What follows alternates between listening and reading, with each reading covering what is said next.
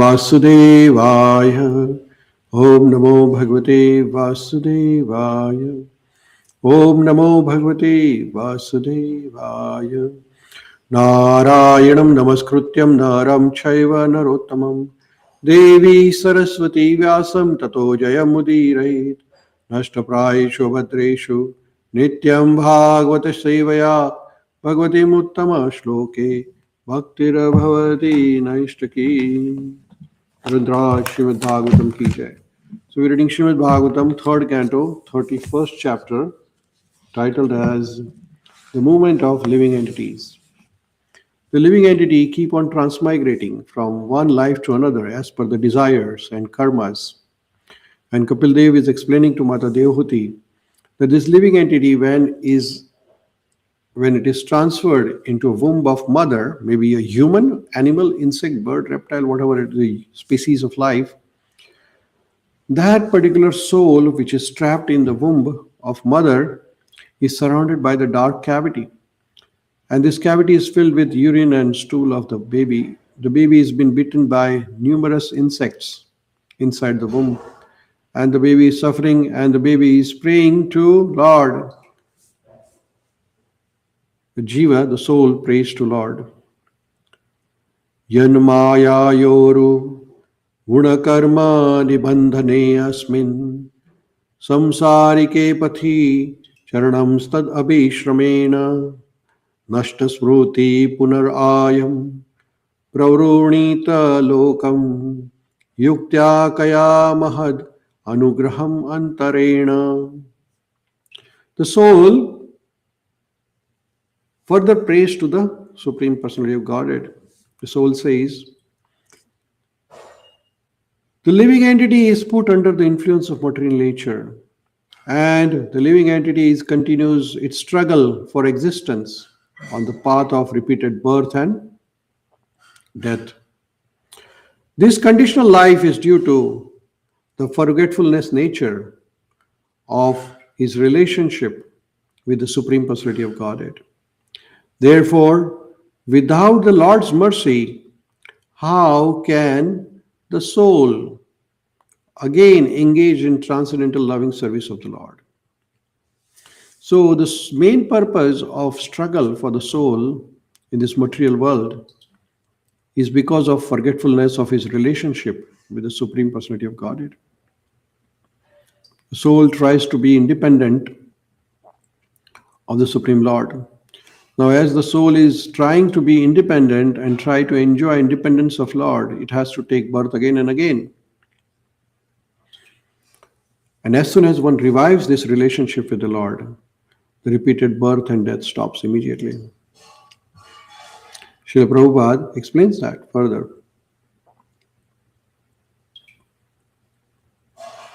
The Mayavadi philosophers say that simply by cultivation of knowledge, by mental speculation, one can be liberated from the condition of material bondage.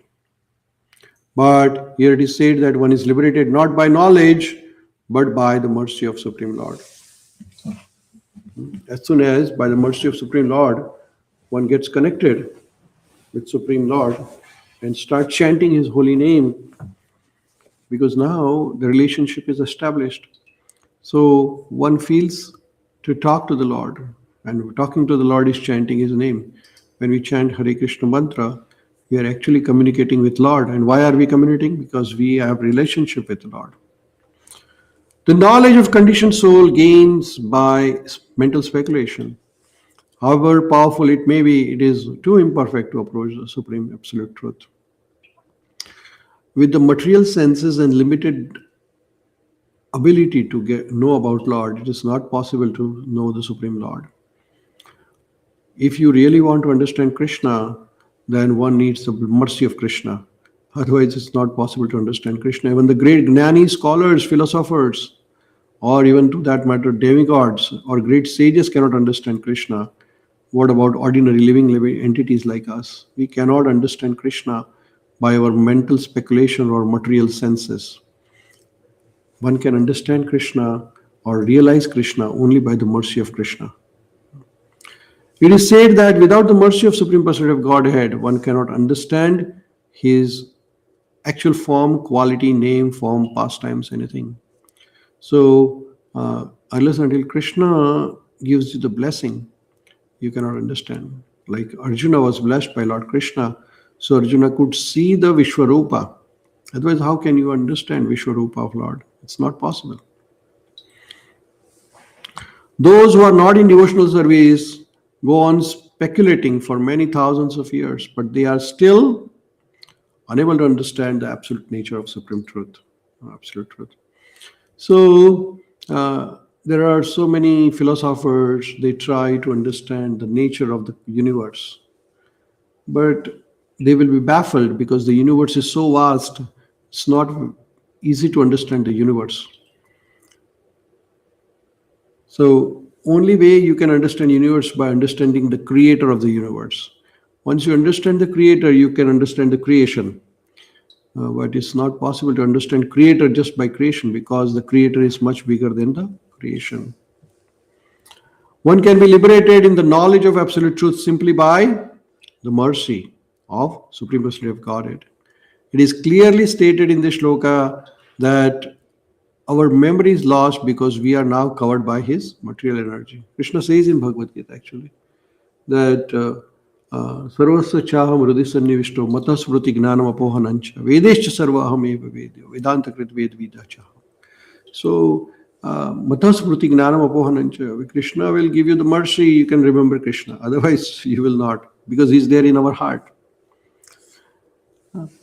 Argument may be put forward as to why we have been put under the influence of material energy by the Supreme Personality of Godhead. Why are we trapped into this Maya or illusionary energy? This is explained by Krishna in Bhagavad Gita. Krishna says that I am situated in everyone's heart. Sarvasya chaham hridisannivishto. And from me comes forgetfulness and remembrance. So if Krishna wants, then he will get back remembrance of his relationship.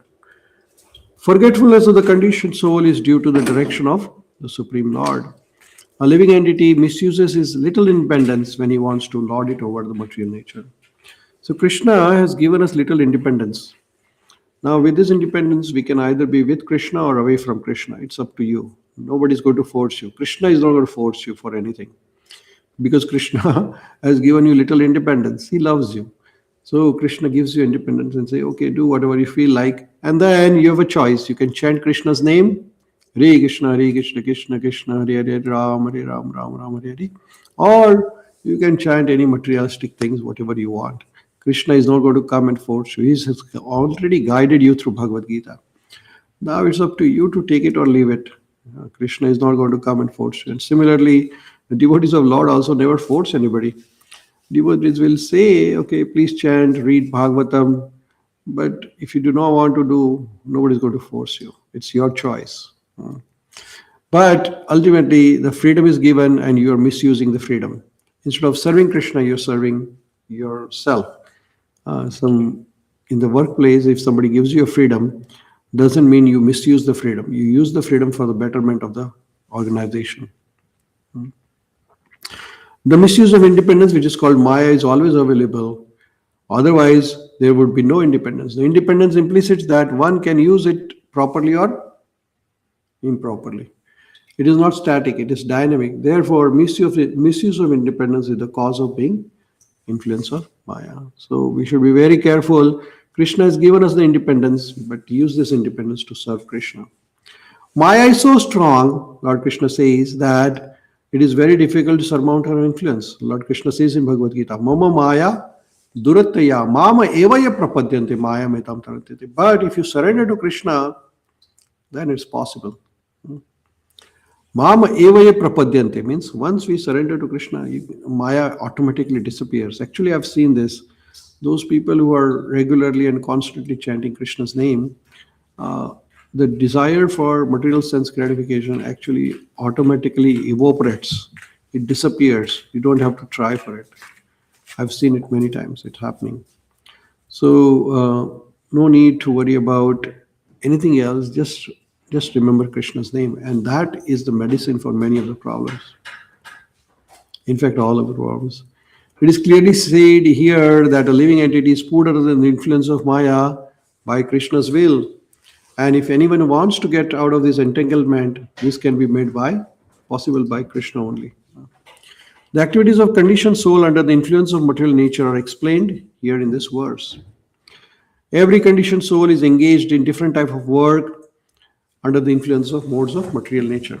Now, people are engaged in Sattva-guna, Raja-guna, Tama-guna, and their influence is different. We can see in the material world that the conditioned soul acts so powerfully that he is playing wonderfully in creating so-called advancement of material civilization for sense gratification. Everybody is behind their own personal self motives. But actually, our role as a human being is to understand that what is my relationship with Supreme Personality of Godhead. When one is actually in this perfect knowledge, he knows that the Lord is the supreme worshipful object and that living entity is his eternal servants. Without this knowledge, he engages in material activity, and that activities are called as ignorance. So here we can see that in this shloka, Kapil Dev is saying to Mata Dehuti that under the influence of modes of material nature, the living entity engages in various fruitive activities, and he has to work very hard for that and get entangled into repeated cycle of birth and death. And all this happens because one does not understand that the purpose of human form of life is to understand the Supreme Lord, understands his or her relationship with Supreme Lord, and spend this life for the service of Supreme Personality of Godhead, Shri Krishna. Shri Prabhupada ki jai. With this we pause and we'll continue tomorrow. Ravindra Srimad Bhagavatam ki jai. Shri Prabhupada ki jai.